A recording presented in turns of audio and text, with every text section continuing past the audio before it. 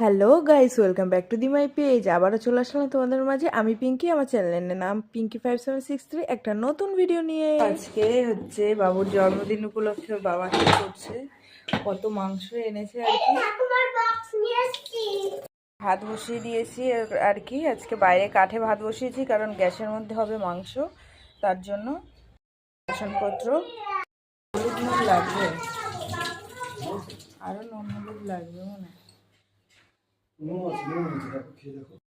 এখন আশীর্বাদ করা হবে।